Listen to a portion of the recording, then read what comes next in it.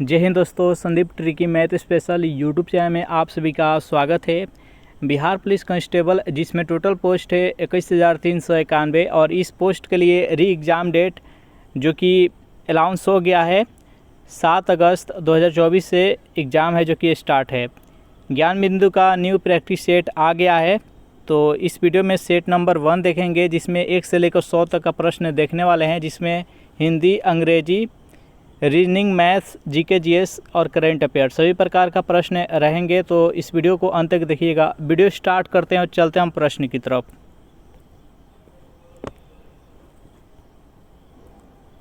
पहला प्रश्न है आपके सामने, हिंदी से प्रश्न है कि दीपक दौड़ रहा है, वाक्य में क्रिया है, अकर्मक है, सकर्मक है, संयुक्त है और द्विकर्मक है। बताइए यहाँ पर 1 नंबर प्रश्न का सही आंसर क्या है। यहाँ पर सेंटेंस है दीपक दौड़ रहा है, ये किस प्रकार का क्रिया है, जल्दी से बताइए। तो जो भी कैंडिडेट ऑप्शन नंबर ए बता रहे हैं अकर्मक, बिल्कुल ही सही जवाब है। इसमें कर्म नहीं है इसलिए अकर्मक है। इसको कैसे पहचानेंगे कि ये अकर्मक है या सकर्मक है। तो देखिए जो भी सेंटेंस रहे उसमें हम अगर व्हाट या हु से अगर उसमें हम प्रश्न करते हैं, व्हाट यानी क्या और हु मतलब कि कौन, और यहाँ से अगर आंसर हमको मिल जाता है तो जिसमें आंसर हमको मिल जाएगा वह सकर्मक क्रिया है और जिसमें आंसर हमको नहीं मिलेगा वह अकर्मक क्रिया हो जाएगा। जैसे कि दीपक दौड़ रहा है, तो यहाँ पर अगर हम व्हाट या हु से अगर प्रश्न करें यानी दीपक क्या दौड़ रहा है, तो यहाँ पर नहीं बैठ रहा है। अगर आता है कि दीपक पत्र लिख रहा है तो दीपक क्या लिख रहा है, तो पत्र लिख रहा है, यहाँ पर जवाब मिल जा रहा है। तो इसमें जवाब नहीं मिलेगा इसलिए अकर्मक क्रिया है। मैं आशा करता हूँ कि समझ में आ गया। और सेकेंड प्रश्न है कि स्वतंत्रता प्राप्ति से पूर्व प्रति व्यक्ति राष्ट्रीय आय किनके द्वारा 62 रुपया अनुमानित किया गया था। जल्दी से बताइए यहाँ पर सेकेंड प्रश्न का सही आंसर क्या है। जो भी कैंडिडेट ऑप्शन नंबर सी के साथ जा रहे हैं, BKR राव बता रहे हैं, बिल्कुल ही सही जवाब है। और सर्वप्रथम प्रति व्यक्ति आय किसने ज्ञात किया था, तो दादा भाई नौरोजी ने ज्ञात किए थे। नेक्स्ट यहाँ पर 3 प्रश्न है आपके सामने कि 4 मीनार का निर्माण कार्य कब पूरा हुआ था। जल्दी से बताइए यहाँ पर 3 प्रश्न का सही आंसर क्या है। तो जो भी कैंडिडेट ऑप्शन नंबर सी के साथ जा रहे हैं, 1591 से लेकर 1592 के मध्य यहाँ पर 4 मीनार का निर्माण किया गया था। कहाँ पर है, तो ये हैदराबाद में है। 4 नंबर प्रश्न है आपके सामने कि 100 से 1000 के बीच में कितनी संख्या 17 से विभाज्य है। जल्दी से बताइए यहाँ पर 4 नंबर प्रश्न का सही आंसर क्या है। तो इसको हम कैसे ज्ञात करेंगे, चलिए इसको शॉर्ट ट्रिक हम बताते हैं कि इसके मध्य में कितने है जो कि 17 से विभाज्य है। तो देखिए यहाँ पर 100 है और यहाँ पर कितना 1000 है। तो सबसे पहले हम 17 से हम 100 में भाग देंगे, इसको पूरा कट जाए या उससे कम रखना है, यानी 17 पर से 85, 17 छक 6 से अगर गुना करेंगे तो 102 हो जाएगा जो कि 100 से अधिक हो जा रहा है। तो हम क्या करेंगे कि 17 पचे 85 यानी 5 तक कटेगा। उसके बाद देखिए अगर हम 1000 में हम 17 से भाग देंगे, ऐसे करेंगे जो कि उसके करीब तक चल जाए या कट जाए। तो हम इसमें हम 58 से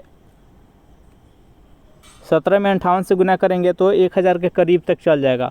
अब देखिए 58 में से इस 5 को माइनस कर लेंगे तो कितना आ जाएगा 53। तो 53 है जो कि 100 से लेके 1000 के बीच में है जो कि विभाज्य होगा। तो इसका right answer option number D. Next यहाँ पर 5 नंबर प्रश्न है आपके सामने कि निम्नलिखित में से किस रॉकेट के द्वारा चंद्रयान 3 को लॉन्च किया गया। जल्दी से बताइए यहाँ पर 5 नंबर प्रश्न का सही आंसर कौन सा है। जो भी कैंडिडेट ऑप्शन नंबर सी के साथ जा रहे हैं, LV, M3 और M4, इसका राइट आंसर है ऑप्शन नंबर सी। 6 नंबर प्रश्न है आपके सामने कि एक कथा सैन्य अभ्यास का आयोजन किन 2 देशों के मध्य किया गया। जल्दी से बताइए यहाँ पर 6 नंबर प्रश्न का सही आंसर क्या है। जो भी कैंडिडेट ऑप्शन नंबर डी के साथ जा रहे हैं, भारत और मालदीव बता रहे हैं, बिल्कुल ही सही जवाब है। नेक्स्ट यहाँ पर 7 नंबर प्रश्न है आपके सामने, निम्नलिखित कथनों पर विचार कीजिए। पहला यहाँ पर पॉइंट है कि एक अर्ध प्रगम्य झिल्ली द्वारा अधिक सांद्रता वाले विलयन से कम सांद्रता वाले विलयन की ओर और वो की गति करने की क्रिया को परासरण कहा जाता है। दूसरा यहाँ पर पॉइंट है कि विलय के और वो का उसके कम सांद्रता वाले क्षेत्र से अधिक सांद्रता वाले क्षेत्र की ओर गति करना विसरण कहलाता है। बताइए इनमें से कौन सही है, या दोनों सही है, या दोनों गलत है, या एक सही है। बताइए यहाँ पर 7 नंबर प्रश्न का सही आंसर कौन सा है। तो देखिए दोनों में से कोई भी पॉइंट सही नहीं है, तो इसका राइट आंसर है option number D. Next question देखते हैं यहाँ पर 8 नंबर प्रश्न है आपके सामने कि सार्कोप्लाज्म नामक तरल ऊतक पाया जाता है। पेशी ऊतक में पाया जाता है, तंत्रिका ऊतक में, संयोजी ऊतक में और एपिथेलियम ऊतक में। बताइए यहाँ पर 8 नंबर प्रश्न का सही आंसर कौन सा है।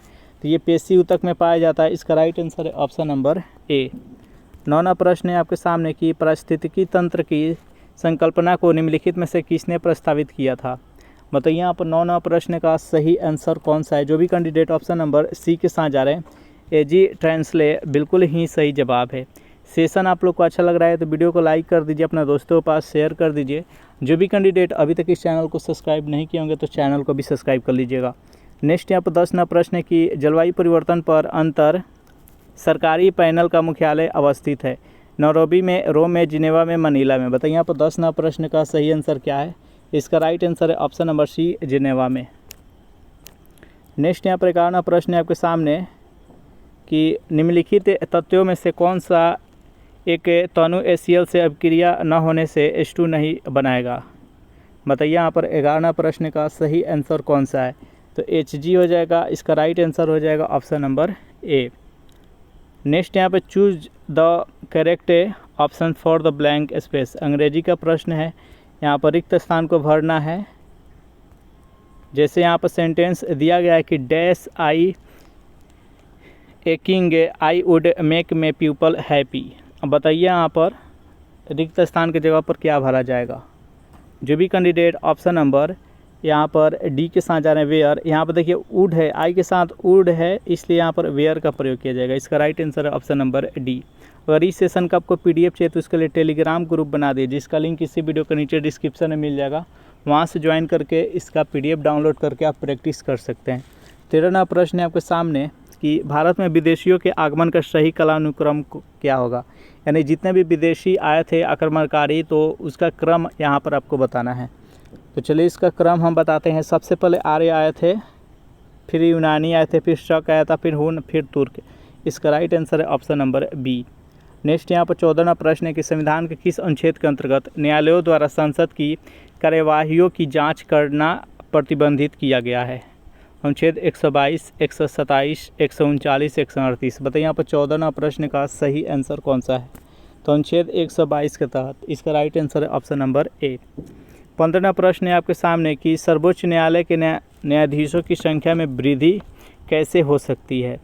सर्वोच्च न्यायालय के अनुरोध से, संविधान में संशोधन के द्वारा, संसद के अधिनियम से और राष्ट्रपति की अधिसूचना से। बताइए यहाँ पर 15वां प्रश्न का सही आंसर कौन सा है। तो संसद के अधिनियम के द्वारा सर्वोच्च न्यायालय के न्यायाधीशों की संख्या में वृद्धि हो सकता है। अब वर्तमान में सर्वोच्च न्यायालय में टोटल कितना अभी न्यायाधीश है, जल्दी से कमेंट कीजिए आप लोग। नेक्स्ट यहाँ पर 16वां प्रश्न है कि प्रधानमंत्री नरेंद्र मोदी को किस देश के द्वारा सर्वोच्च सम्मान ऑर्डर ऑफ द नाइल से सम्मानित किया गया। बताइए यहाँ पर 16वां प्रश्न का सही आंसर कौन सा है। तो मिस्र के राजधानी कहाँ है, जल्दी से कमेंट कीजिए। नेक्स्ट यहाँ पर 17वां प्रश्न है कि निम्नलिखित में से किसे 2023 का पद्म विभूषण पुरस्कार नहीं दिया गया। 2023 में इनमें से किसे पद्म विभूषण पुरस्कार नहीं दिया गया है, जल्दी से बताइए। तो दीपक धर को नहीं दिया गया है। जाकिर हुसैन, एस.एम. कृष्णा और बालकृष्ण दोषी सभी को दिया गया है, दीपक धर को नहीं। तो इसका right answer option number D. 18वां प्रश्न है कि मध्यकालीन इतिहास के संदर्भ में निम्नलिखित कथनों में से कौन सा कथन सत्य नहीं है। चारों ऑप्शन देखिए और बताइए यहाँ पर 18वां प्रश्न का सही आंसर कौन सा है। तो तांग साम्राज्य कंबोडिया एवं आनम में फैला हुआ था, ये है जो कि गलत है। तो इसका राइट आंसर है ऑप्शन नंबर बी। नेक्स्ट यहाँ पर 19वां प्रश्न है कि निम्नलिखित में से कौन गोल्जिकाय का कार्य नहीं है। बताइए यहाँ पर 19वां प्रश्न का सही आंसर कौन सा है। तो गोल्जिकाय का कार्य क्या नहीं है। तो यह स्पिंडल तंतुओं का निर्माण करता है, जो कि गलत है। इसका राइट आंसर है ऑप्शन नंबर सी। 20वां प्रश्न है कि मादा जनन कोशिकाएँ यानी अंडे कोशिका बनते हैं। जो मादा जनन कोशिकाएं हैं इसका निर्माण कहाँ पर होता है। गर्भाशय में होता है, ग्रीवा में होता है, योनि में होता है, अंडाशय में होता है। बताइए यहाँ पर 20वां प्रश्न का सही आंसर कौन सा है। तो इसका निर्माण कहाँ पर होता है। तो गर्भाशय में होता है। 20वां प्रश्न का अंडाशय में होता है। यहाँ पर अंडे का निर्माण, जिसको अंडाणु बोलते हैं, तो अंडाशय में इसका निर्माण होता है। तो इसका राइट आंसर है ऑप्शन नंबर डी। नेक्स्ट यहाँ पर 21वां प्रश्न है आपके सामने कि लोकपाल की चयन समिति में निम्नलिखित में से कौन शामिल नहीं होता है। राष्ट्रपति, प्रधानमंत्री, लोकसभा का अध्यक्ष, भारत के मुख्य न्यायाधीश। बताइए यहाँ पर 21वां प्रश्न का सही आंसर कौन सा है। तो लोकपाल के चयन में राष्ट्रपति शामिल नहीं होते हैं, तो इसका राइट आंसर है ऑप्शन नंबर ए। 22वां प्रश्न है आपके सामने कि द्वितीय पिछड़ा वर्ग आयोग का गठन कब किया गया था। चारों ऑप्शन देखिए और बताइए यहाँ पर 22वां प्रश्न का सही आंसर कौन सा है। जो भी कैंडिडेट ऑप्शन नंबर सी के साथ जा रहे हैं 1979 बिल्कुल ही सही जवाब है। नेक्स्ट यहाँ पर 23वां प्रश्न है कि मुशिका राजवंश का शासन क्षेत्र था। बताइए इस प्रश्न का सही आंसर कौन सा है। और थोड़ा सा कटा हुआ है लेकिन है। पहला ऑप्शन है असम, दूसरा है गुजरात, तीसरा है केरल और चौथा है आंध्र प्रदेश। बताइए यहाँ पर 23वां प्रश्न का सही आंसर कौन सा है। जो भी कैंडिडेट ऑप्शन नंबर सी के साथ जा रहे हैं केरल बता रहे हैं, बिल्कुल ही सही जवाब है। नेक्स्ट यहाँ पर 24वां प्रश्न है आपके सामने कि एक संतुलित आहार निम्नलिखित में से किस पहलू का ध्यान रखता है। पहला पॉइंट है कि पोषक तत्वों को सही अनुपात में शामिल करता है।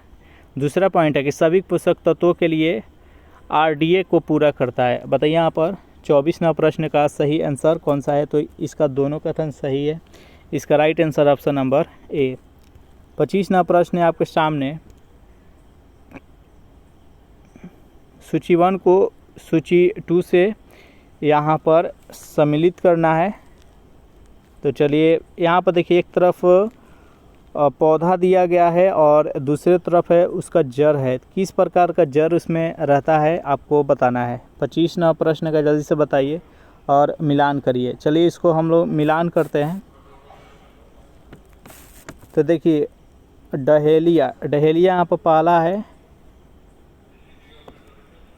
तो डहेलिया के यहाँ पर पुलकित जड़ हो जाएगा।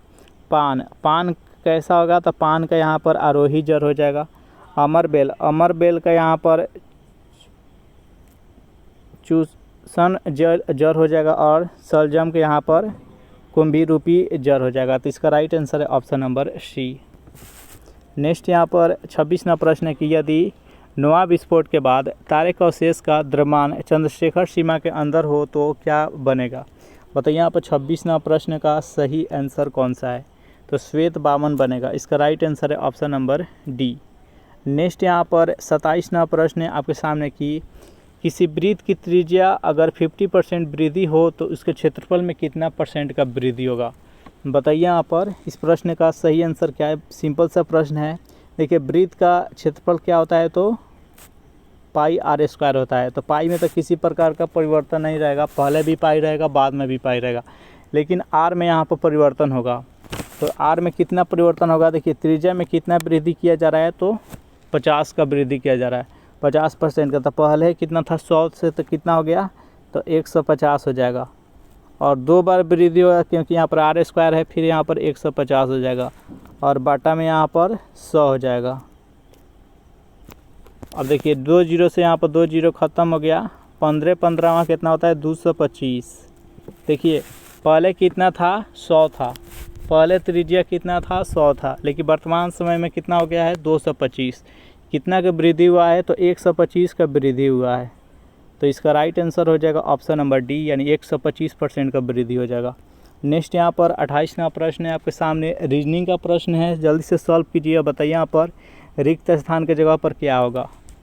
पहला यहाँ पर 11 है, दूसरा 28 है, तीसरा 327 है, चौथा यहाँ पर भरना है, पाँचवा यहाँ पर 5125 है। जल्दी से बताइए यहाँ पर 28वां प्रश्न का सही आंसर कौन सा है। देखिए इसमें लॉजिक क्या है। देखिए इसमें बहुत सिंपल सा प्रश्न है। यहाँ पर देखिए सबसे पहले यहाँ पर इकाई अंक देखें तो यहाँ पर क्या है 1 है, यहाँ पर 8 है, यहाँ पर 27 को लेंगे हम तो यहाँ, और फिर यहाँ पर 125। इसमें देखिए क्या हो रहा है, हम एक एक को छोड़ दे रहे हैं, फर्स्ट को छोड़ दे रहे हैं। तो देखिए यहाँ पर 1 का स्क्वायर किया गया है, फिर यहाँ पर 2 के, यहाँ पे स्क्वायर नहीं क्यू, यहाँ पर 2 के क्यू किया गया है, यहाँ पर 3 के क्यू किया गया है, फिर यहाँ पर 4 का क्यू होगा और फिर यहाँ पर 5 का क्यू है। तो 4 का क्यू कितना होता है, 4 का क्यू यहाँ पर कितना हो जाएगा 64। और देखिए पहला यहाँ पर 1 है, दूसरा में 2 है, यहाँ पर 3 है, फिर यहाँ पर 4 होगा, फिर 5 होगा। तो यहाँ पर कितना हो जाएगा 4, तो 464 हो जाएगा। इसका राइट आंसर है ऑप्शन नंबर ए। चलिए नेक्स्ट क्वेश्चन देखते हैं। यहाँ पर 29वां प्रश्न है आपके सामने, सूची 1 को सूची 2 से मिलान करना। एक तरफ पर्वत दिया गया, दूसरा तरफ किस प्रकार के वो पर्वत है उसको मिलान करना है। चलिए मिलान करते हैं। देखिए जो विंध्य पर्वत है, विंध्य पर्वत जो कि भारत में है, विंध्याचल जिसको बोलते हैं, तो यह एक बलित पर्वत तो था, लेकिन वर्तमान समय में यह एक अवशिष्ट पर्वत है, यानी काटा पीटा है यहाँ, तो इसका डी के 3 हो जाएगा, अवशिष्ट पर्वत हो जाएगा। फ्यूजियामा एक ज्वालामुखीय पर्वत है, तो 3 के यहाँ पर 2 हो जाएगा। आल्पस एक क्या है, तो यह एक बलित पर्वत है, और साल्ट रेंज है जो कि एक व्रत पर्वत है। तो इस प्रकार से इसका मिलान कर लीजिएगा। तो बता देते हैं इसका आंसर, 29 का इसका राइट आंसर हो जाएगा ऑप्शन नंबर डी। चलिए नेक्स्ट यहाँ पर 30वां प्रश्न देखते हैं। प्रश्न है आपके सामने, निम्नलिखित में से कौन सा मूल भौतिक राशि है। एक मूल राशि होता है, एक व्युत्पन्न राशि होता है। तो यहाँ पर भौतिक राशि में मूल राशि कौन है आपको बताना है। मतलब यहाँ पर 30वां प्रश्न का सही आंसर क्या है। तो देखिए विद्युत धारा, ताप, पदार्थों की मात्रा, ये तीनों का तीनों मूल राशि है। देखिए यहाँ पर कार्य है जो कि एक व्युत्पन्न राशि आ गया है, और यहाँ पर बल है जो कि एक व्युत्पन्न राशि आ गया है। तो इसका right answer option number C. Next question देखते हैं। यहाँ पर मैं आशा करता हूँ कि ये सेशन आप लोग को अच्छा लग रहा होगा। अच्छा लग रहा है तो जल्दी से फटाफट लाइक कर दीजिए, और अपने दोस्तों के पास जितने भी स्टडी ग्रुप है उसमें शेयर कर दीजिए। इसी तरह लगातार ये सीरीज आएगा, और यहाँ से बहुत सारा प्रश्न है जो कि आपके एग्ज़ाम में भी देखने को मिलेगा। तो बेहतरीन ये सीरीज है, इसको मिस नहीं कीजिएगा, डेली देखिएगा। 31वां प्रश्न है कि प्रस्रव्य तरंगों के बारे में निम्नलिखित कथनों पर विचार कीजिए। पहला पॉइंट है, ये कपड़ों से धूल हटाकर उन्हें साफ करती है। दूसरा पॉइंट है, इनका उपयोगी बीमारियों उपचार के लिए किया जा सकता है। तीसरा है कि ये कीड़ों को नष्ट करती है। और चौथा यहाँ पर समुद्र में गहराई को मापने के लिए इसका उपयोग किया जाता है। बताइए यहाँ पर जो प्रस्रव्य तरंग है उसका उपयोग कहाँ कहाँ किया जाता है। बताइए 31वां प्रश्न का सही आंसर कौन सा है। तो देखिए चारों पॉइंट सही है, सभी जगह इसका उपयोग किया जाता है प्रस्रव्य तरंगों का। तो इसका राइट आंसर हो जाएगा ऑप्शन नंबर डी। नेक्स्ट यहाँ पर 32वां प्रश्न है आपके सामने कि भारत सरकार द्वारा ऑपरेशन दोस्त किस देश की सहायता करने के लिए चलाया गया था। बताइए यहाँ पर 32वां प्रश्न का सही आंसर क्या है। ऑपरेशन दोस्त चलाया गया था किस देश को सहायता प्रदान करने के लिए, तो तुर्की को। इसका राइट आंसर है ऑप्शन नंबर डी। 33वां प्रश्न है कि 22वां फीफा विश्व कप 2022 का उपविजेता देश कौन था। बताइए यहाँ पर 33वां प्रश्न का सही आंसर क्या है, तो फ्रांस था। नेक्स्ट यहाँ पर 34वां प्रश्न है कि चोलों की राजनीतिक सत्ता का केंद्र उरैयूर था, जो डैश के लिए मशहूर था, किसके लिए मशहूर था। बताइए यहाँ पर 34वां प्रश्न का सही आंसर क्या है, तो सूती कपड़े के व्यापार के लिए। इसका राइट आंसर है ऑप्शन नंबर ए। नेक्स्ट यहाँ पर 35वां प्रश्न है आपके सामने कि धूम कोहड़ा निम्नलिखित में से किसका मिश्रण होता है। धूम का, कोहड़ा का, सल्फाइड ऑक्साइड का और उपयुक्त सभी का। बताइए यहाँ पर 35वां प्रश्न का सही आंसर कौन सा है। तो इसमें धूम भी रहता है, कोहड़ा भी होता है, और सल्फाइड ऑक्साइड भी होता है। तो इसका राइट आंसर हो जाएगा ऑप्शन नंबर डी। नेक्स्ट यहाँ पर 36वां प्रश्न बेहद इंपॉर्टेंट प्रश्न है। एक तरफ ब्रिटिश के द्वारा लाया गया था रेगुलेटिंग एक्ट, अधिनियम भी लाया गया था, और उस अधिनियम में क्या क्या पास किया गया था, किसके लिए लाया गया था, दूसरी तरफ है, तो उसको मिलान करना है। बताइए यहाँ पर 36वां प्रश्न का सही आंसर कौन सा है। चलिए इसको मिलान करते हैं। तो देखिए रेगुलेटिंग एक्ट 1773 किसके लिए लाया गया था, तो सर्वोच्च न्यायालय का स्थापना किया गया था इस एक्ट के तहत। दूसरा यहाँ पर है पिट्स इंडिया एक्ट 1784, तो नियंत्रण बोर्ड का गठन किया गया था। तीसरा यहाँ पर चार्टर अधिनियम 1813, तो इसके द्वारा ईसाई मिशनरियों को भारत में धर्म प्रचार की अनुमति मिल गई थी। और तीसरा यहाँ पर चार्टर नियम 1833 है, तो गवर्नर जनरल की परिषद में विधि सदस्यता की नियुक्ति। तो इसका राइट आंसर है ऑप्शन नंबर बी। चलिए नेक्स्ट क्वेश्चन देखते हैं। यहाँ पर 37वां प्रश्न है आपके सामने कि संवैधानिक प्रावधानों के अनुसार राज्यों की सीमाओं को बदलने के लिए डैश सहमति की आवश्यकता है। राज्य की विधानसभा की, राज्य के मुख्यमंत्री की, राज्य की, और इनमें से कोई नहीं। बताइए यहाँ पर 37वां प्रश्न का सही आंसर कौन सा है। जल्दी से बताइए इस प्रश्न का सही आंसर कौन सा है। तो देखिए जो राज्य है उसका सीमा को बदलने के लिए इसमें राज्य का कोई हस्तक्षेप नहीं होता है, इसमें केंद्र का हस्तक्षेप रहता है। और ये संविधान का जो पहला अनुच्छेद है उसी में इसका वर्णन किया गया है। तो अपना सीमा बढ़ा सकता है, किधर भी कर सकता है, तो इसमें राज्य का किसी प्रकार का हस्तक्षेप नहीं, इस पर केंद्र निर्णय लेता है। 38वां प्रश्न आपके सामने, निम्नलिखित में से कौन सा ग्रंथ दारा शिकोह के द्वारा रचित नहीं है? अब बताइए यहाँ पर 38वां प्रश्न का सही आंसर कौन सा है?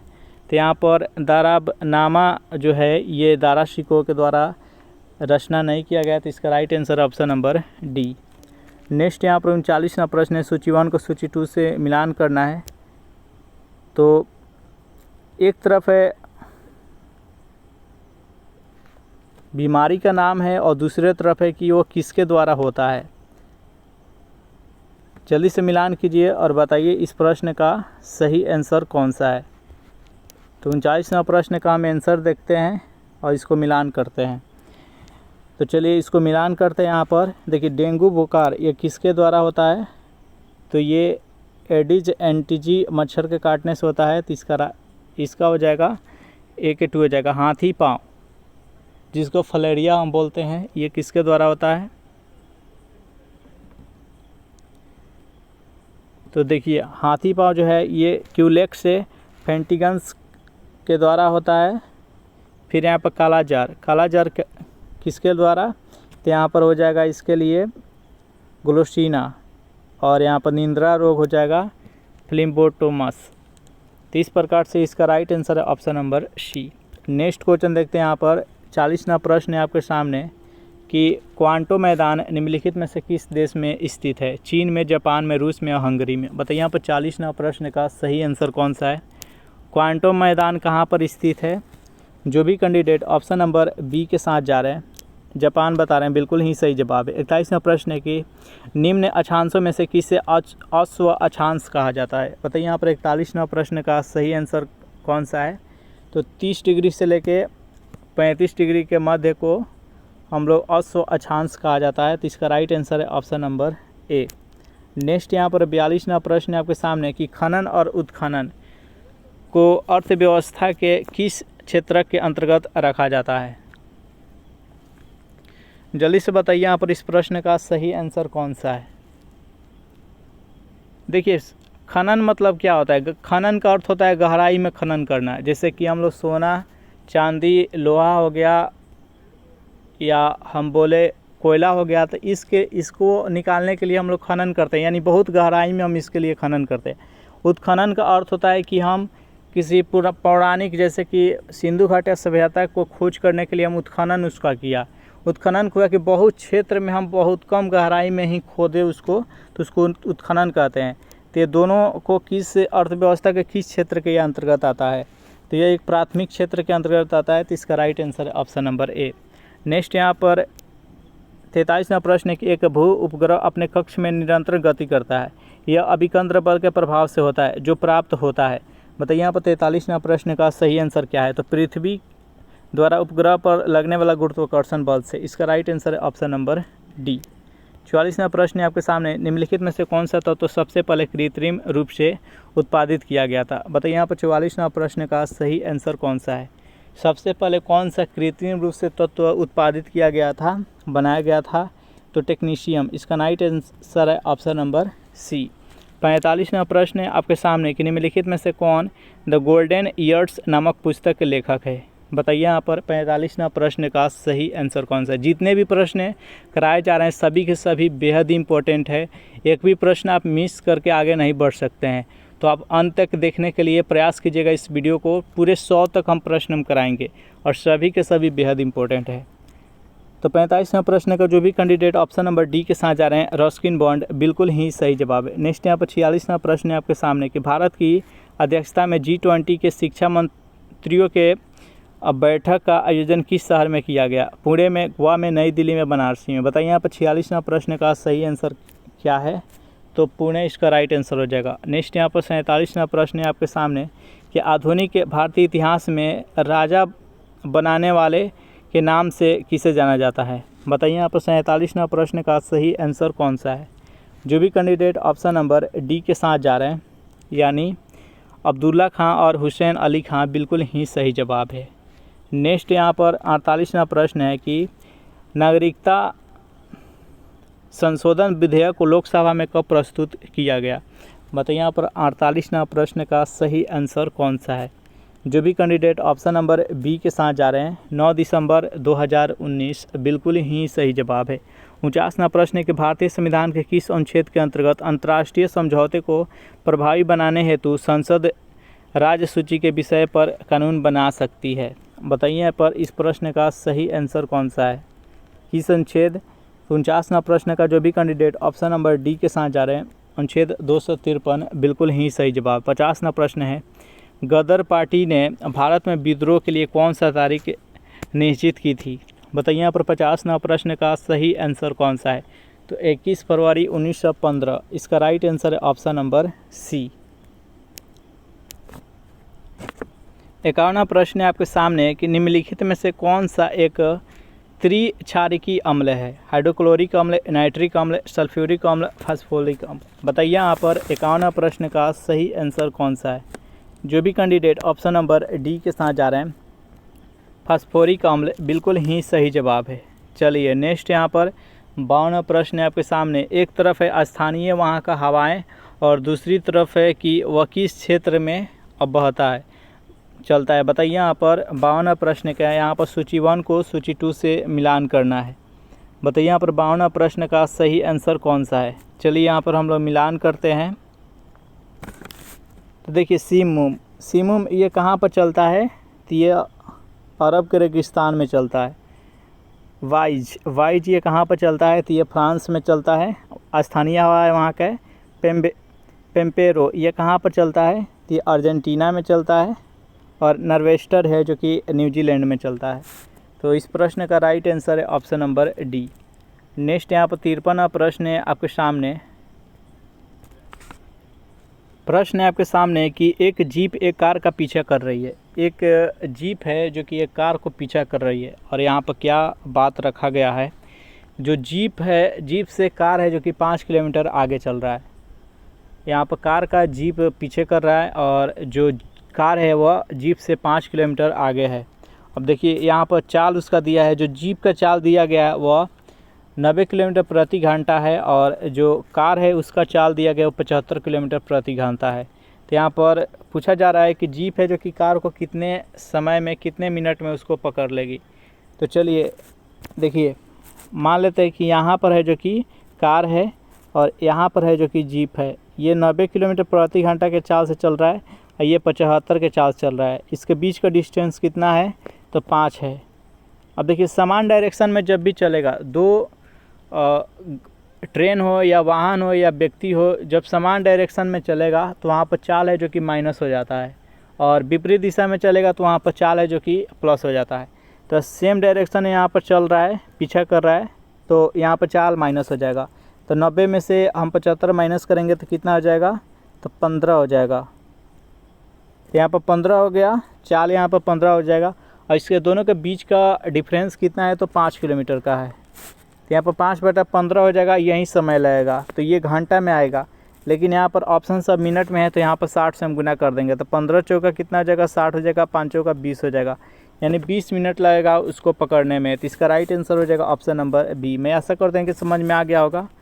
नेक्स्ट यहाँ पर 54वां प्रश्न है जो कि डायरेक्शन से प्रश्न है। देखिए प्रश्न है आपके सामने, बेहद ही आसान प्रश्न है, इसको ध्यान से सॉल्व कीजिएगा। देखिए एक शाम यानी इवनिंग में, यानी सूर्य जब डूबता है तो सूर्य उगता है वह पूर्व दिशा में और डूबता है जो कि पश्चिम दिशा में। तो एक शाम है जो कि राजा सूर्य की ओर चलना प्रारंभ करता है। चलिए इसको सॉल्व करते चलते हैं। देखिए ये ऊपर होता है जो कि उत्तर होता है और राइट साइड होता है जो कि पूर्व होता है और लेफ़्ट साइड होता है जो कि पश्चिम होता है और डाउन में होता है जो कि दक्षिण होता है। तो ये देखिए सूरज पश्चिम में डूबता है तो राजा है जो कि पश्चिम की तरफ चलना प्रारंभ करता है। कुछ दूर चलता है और चलने के बाद वह अपना बाएं ओर मुड़ जाता है। फिर कुछ दूर चलता है और पुनः यहाँ पर बाएं ओर मुड़ जाता है। उसके बाद देखिए फिर थोड़ी दूर चलकर और फिर अपना दाएं ओर मुड़ जाता है। अब यहाँ पर बताना है कि उसका मुख किस दिशा में है। तो इधर अब चल रहा है, तो ये नीचे डाउन क्या है? तो दक्षिण है। तो इसका राइट आंसर है ऑप्शन नंबर ए। नेक्स्ट यहाँ पर 55वां प्रश्न है आपके सामने कि निम्नलिखित में से कौन सा क्षेत्र विंध्यन भूस्तरीय रचना वाला है? मुंगेर है, कैमूर है, जमुई है और नवादा है। बताइए यहाँ पर 55वां प्रश्न का सही आंसर कौन सा है? तो कैमूर इसके अंतर्गत आता है। जो विंध्य श्रेणी है वह सासाराम तक फैला है। कहाँ से? तो यहाँ पर गुजरात से लेकर और वो सासाराम, जो बिहार में सासाराम है, कैमूर धैलय और सासाराम तक आता है, तो ये कैमूर हो जाएगा। तो इसका right answer option number B. Next यहाँ पर 56वां प्रश्न है कि ब्रिटिश ईस्ट इंडिया कंपनी की लागत पूंजी के संदर्भ में कौन सा कथन सत्य है? बताइए यहाँ पर 56वां प्रश्न का सही आंसर कौन सा है? जो भी कैंडिडेट ऑप्शन नंबर सी के साथ जा रहे हैं। बंगाल से प्राप्त राजस्व से भारतीय माल खरीदकर विदेशों में बेचना, इसका right answer option number C. Next यहाँ पर 57वां प्रश्न है आपके सामने। सूची 1 को सूची 2 से यहाँ पर मिलान करना है। एक तरफ है जो कि वर्ग दिया गया है, किस श्रेणी में किस वर्ग में आता है। दूसरे तरफ है कौन कौन सा जीव आता है। बताइए यहाँ पर 57वां प्रश्न है, इसको आपको मिलान करना है।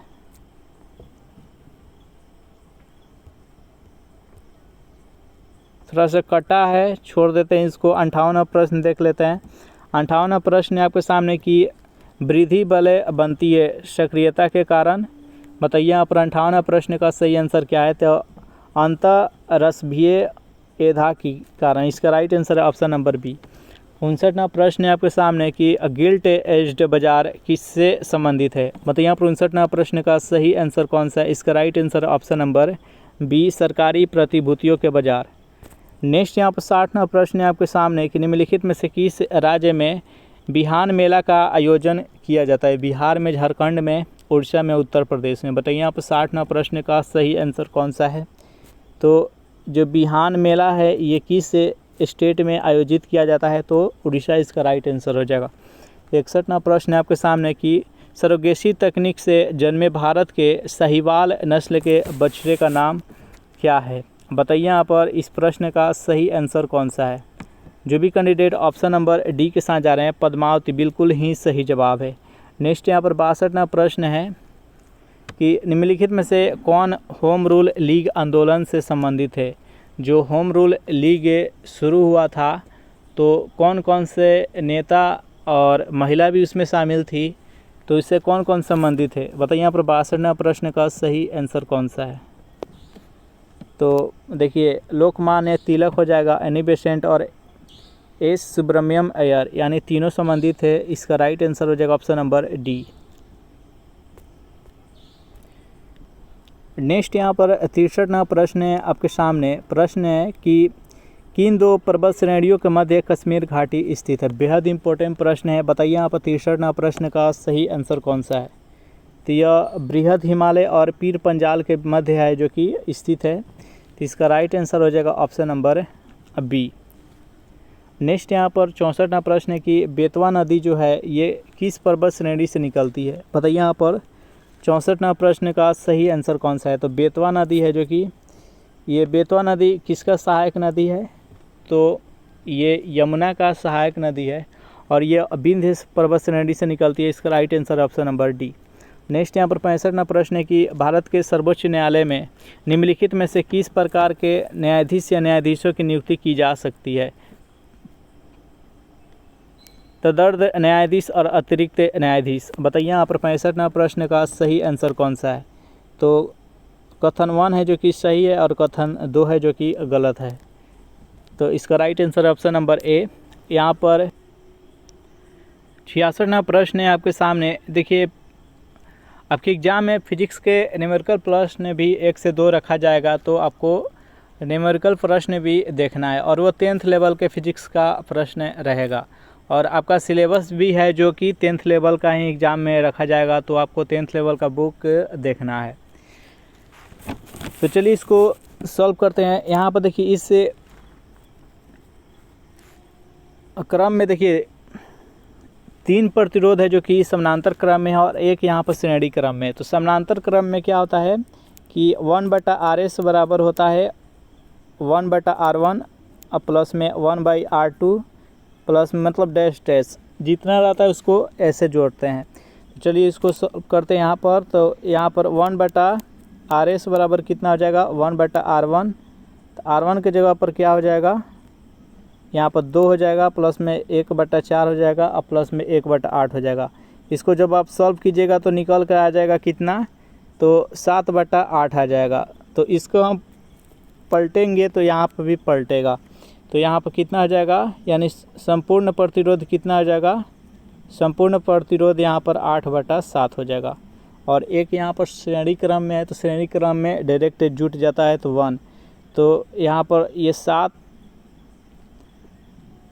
यहाँ पर आ जाएगा, बट्टा का जोड़ है 7 यहाँ पर आ जाएगा, तो 8 7 कितना हो जाएगा 15 और बट्टा में 7 हो जाएगा। तो इसका आंसर हो जाएगा संपूर्ण प्रतिरोध कितना हो जाएगा, तो 15/7 हो जाएगा। इसका राइट आंसर है ऑप्शन नंबर बी। नेक्स्ट यहाँ पर 67वां प्रश्न है आपके सामने।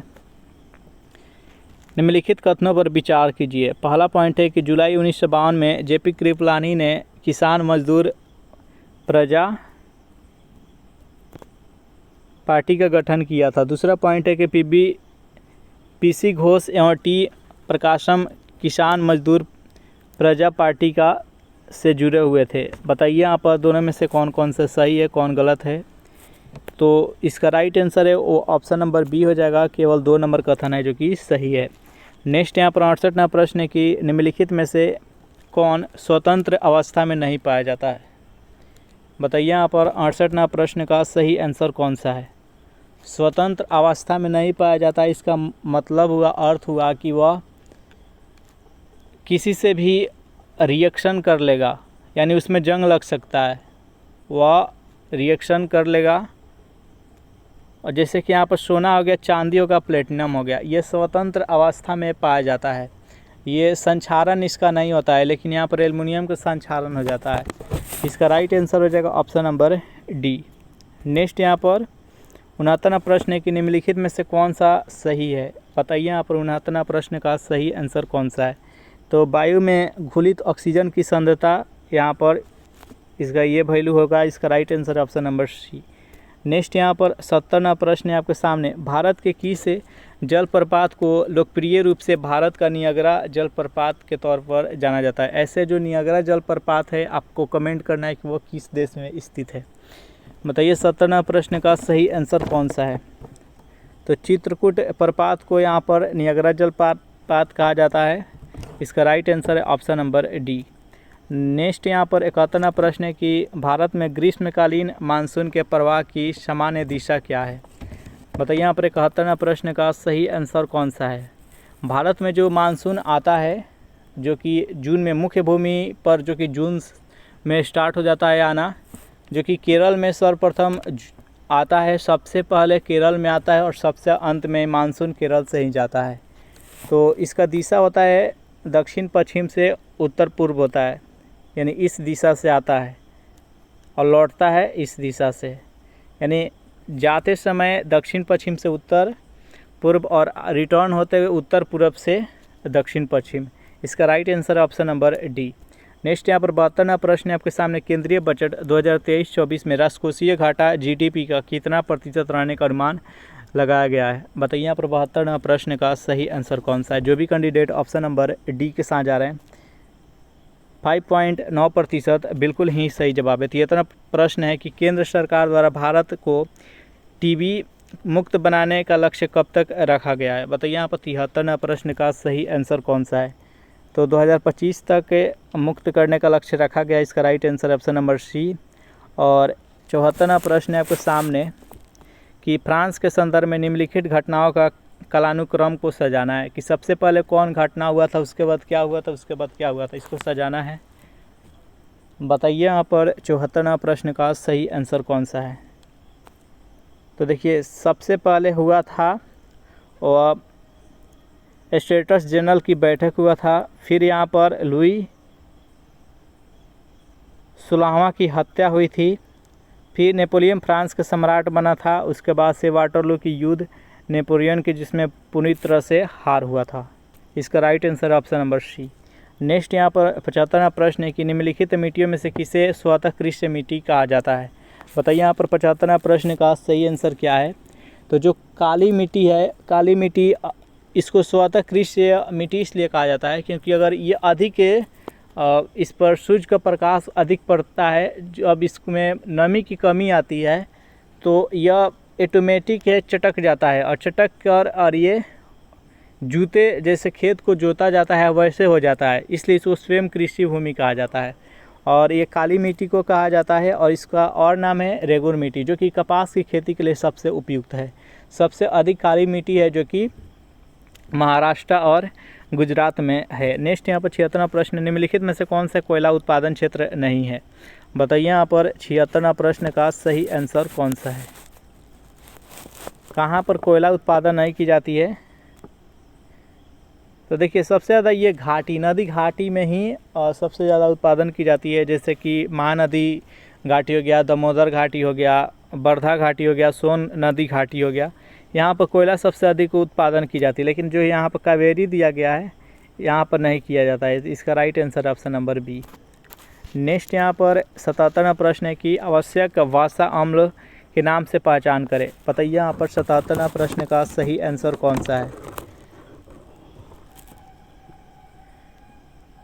तो इसमें आवश्यक वसा अम्ल कौन कौन सा है? तो देखिए लोनिक हो गया, फिर से यहाँ पर लोनोलेनिक हो गया, फिर एराकिडोनिक हो गया। इसका राइट आंसर है ऑप्शन नंबर बी। नेक्स्ट यहाँ पर प्रश्न है आपके सामने, देखिए दंड प्रक्रिया संहिता यानी जो CRPC है वह कब से लागू किया गया है भारत में? तो 78वां प्रश्न का जो भी कैंडिडेट ऑप्शन नंबर बी के साथ जा रहे हैं, यानी 1 अप्रैल 1974 बिल्कुल ही सही जवाब है। 79वां प्रश्न है कि भारत में राधा कृष्णन का मिशन की स्थापना किसके विकास हेतु हुई थी? माध्यमिक शिक्षा, विश्वविद्यालय शिक्षा, प्राथमिक शिक्षा और सभी के लिए। बताइए यहाँ पर 79वां प्रश्न का सही आंसर कौन सा है? जो भी कैंडिडेट यहाँ पर ऑप्शन नंबर बी के साथ जा रहे हैं, विश्वविद्यालय शिक्षा, बिल्कुल ही सही जवाब है। नेक्स्ट यहाँ पर 80वां प्रश्न है आपके सामने कि कोविड-19 वायरस की संरचना में प्रोट्रूडिंग नोक शामिल होते हैं, जो कि निम्न में से किससे बने होते हैं? साइटोकाइनिन से, स्टार्च से, लिपिड से, प्रोटीन से। बताइए यहाँ पर 80वां प्रश्न का सही आंसर कौन सा है? तो ये प्रोटीन का बना होता है। इसका राइट आंसर हो जाएगा ऑप्शन नंबर डी। सामाजिक वृद्धि लब्धि मापने का सूत्र क्या होता है? बताइए यहाँ पर 81वां प्रश्न का सही आंसर कौन सा है? तो SA/CA गुने में 100। नेक्स्ट यहाँ पर 82वां प्रश्न है आपके सामने कि नासा मुक्ति केंद्र निम्नलिखित में से कौन सी सुविधाएं प्रदान करती है? बताइए यहाँ पर 82वां प्रश्न का सही आंसर क्या है? तो ये परामर्श भी देती है, प्लस में मेडिकल सहायता भी प्रदान करती है, यौगिक आसन। इसका right answer option number D यानी उपयुक्त सभी। नेक्स्ट यहाँ पर 83वां प्रश्न है आपके सामने। यहाँ पर देखिए 3 सेंटीमीटर, 4 सेंटीमीटर और 5 सेंटीमीटर त्रिज्या वाले 3 गोला है, इसको पिघला कर एक 12 गोला का निर्माण किया गया है। तो जो 12 गोला है उसका त्रिज्या क्या होगा यही ज्ञात करना है। तो देखिए गोला का आयतन क्या होता है? तो 4/3 पाई r³ होता है। तो देखिए 4/3 और पाई r³, तो 4/3 और पाई ये तो सभी में रहेगा, तो सभी में से यहाँ पर कॉमन ले लेंगे, तो कॉमन लेंगे तो कितना हो जाएगा? 4/3 पाई यहाँ पर सभी में रहेगा, और सभी को ऐड करेंगे, जितना छोटा वाला है सभी को ऐड करेंगे और इसका आयतन ज्ञात करेंगे ऐड करके, और 12 वाला आयतन के बराबर करेंगे, वहाँ से r निकल के आ जाएगा। तो ये 3 का Q हो जाएगा, और प्लस में ये 4 का Q हो जाएगा, और ये 5 का Q हो जाएगा, और दूसरी तरफ क्या होगा? ये भी हो जाएगा 4/3 पाई r³। अब देखिए 4/3 पाई से ये ख़त्म हो जाएगा, इस सभी को जोड़ेंगे तो 216 हो जाएगा। ये 216 किसका Q होता है? तो ये 6 का Q होता है, यानी 12 वाला जो गोला है उसका त्रिज्या कितना हो जाएगा? तो 6 सेंटीमीटर हो जाएगा।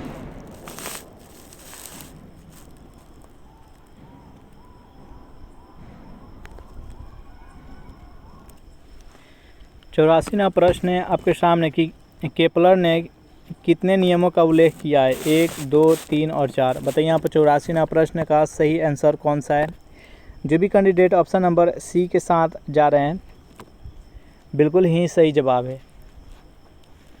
नेक्स्ट यहाँ पर 65वां प्रश्न है आपके सामने कि बीटा कपास के उत्पादन से संबंधित सूक्ष्म जीव कौन सा है?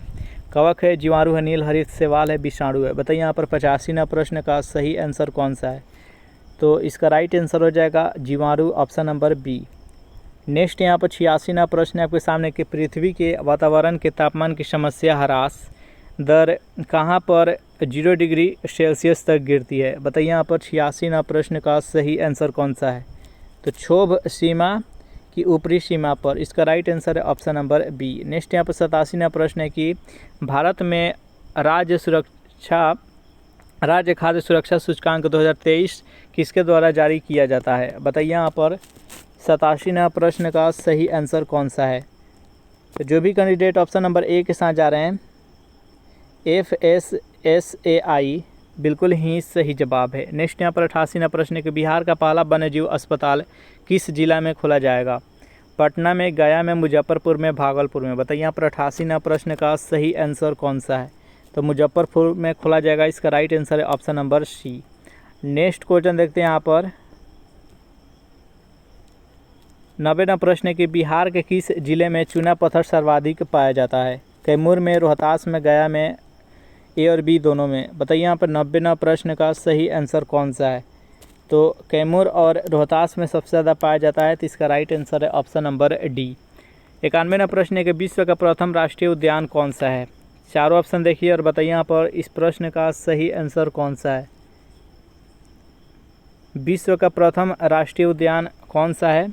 91वां प्रश्न का जो भी कैंडिडेट ऑप्शन नंबर ए के साथ जा रहे हैं येलो स्टोन राष्ट्रीय उद्यान बिल्कुल ही सही जवाब है।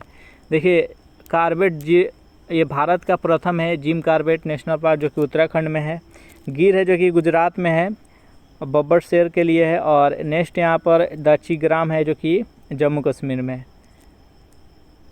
नेक्स्ट यहाँ पर जल्दी से कमेंट कीजिए येलो स्टोन जो राष्ट्रीय उद्यान है ये किस देश में है। 92वां प्रश्न है कि निम्नलिखित में से जीवित जीवों का वर्गीकरण का सही पदानुक्रम क्या है। बताइए यहाँ पर 92वां प्रश्न का सही आंसर कौन सा है। देखिए सबसे पहले जगत, फिर संघ, फिर वर्ग, गण, कुल, वंश, प्रजाति। इसका राइट आंसर है ऑप्शन नंबर बी। 93वां प्रश्न है कि निम्नलिखित में से किसको विश्व बैंक का नया अध्यक्ष चुना गया है। विजय बंगा, संजय बंगा, उदय बंगा और अजय बंगा। बताइए यहाँ पर 93वां प्रश्न का सही आंसर कौन सा है। तो अजय बंगा इसका राइट आंसर हो जाएगा। निम्नलिखित में से मिश्र वाक्य का चयन करें, इसमें से कौन सा है जो कि मिश्र वाक्य है। बताइए यहाँ पर 94वां प्रश्न का सही आंसर कौन सा है। तो उसके पास जो कुछ था वह खो गया, यह एक मिश्र वाक्य है। इसका राइट आंसर है ऑप्शन नंबर सी। नेक्स्ट यहाँ पर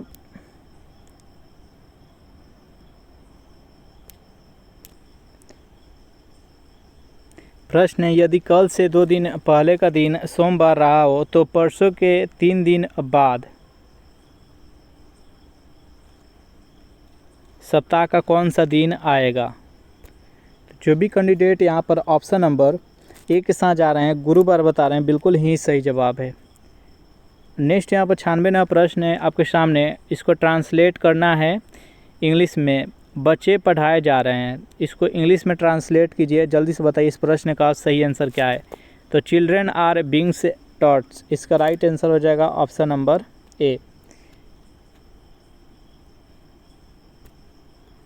नेक्स्ट यहाँ पर 97वां प्रश्न है आपके सामने कि येरेवान की राजधानी कहाँ है। बताइए इस प्रश्न का सही आंसर क्या है। तो आर्मेनिया हो जाएगा। 98वां प्रश्न है कि बंदी जीवन के लेखक निम्नलिखित में से कौन है। बताइए यहाँ पर 98वां प्रश्न का सही आंसर कौन सा है। तो सचिंद्र नाथ सन्याल, इसका राइट आंसर हो जाएगा ऑप्शन नंबर ए। 99वां प्रश्न है आपके सामने कि विलिंगटन ट्रॉफी का संबंध किस खेल से है। बैडमिंटन, टेनिस, फुटबॉल और रोइंग। बताइए यहाँ पर 99वां प्रश्न का सही आंसर कौन सा है। तो इसका राइट आंसर हो जाएगा ऑप्शन नंबर डी। राष्ट्रीय मतदाता दिवस कब मनाया जाता है। बताइए 100वां प्रश्न का सही आंसर क्या है। तो राष्ट्रीय मतदाता दिवस 25 जनवरी को मनाया जाता है। इसका राइट आंसर हो जाएगा ऑप्शन नंबर बी। इस प्रकार सेशन यहीं पर समाप्त हो रहा है। सेशन आप लोगों को कैसा लगा ज़रूर कमेंट करके बताइएगा। सेशन आप लोगों को अच्छा लगा हो तो वीडियो को लाइक अपने दोस्तों के पास शेयर कर दीजिए, और इसी प्रकार का सेशन आपको डेली चाहिए तो आप ज़रूर कमेंट कीजिएगा। Thanks for watching this video. मिलते हैं नेक्स्ट वीडियो में।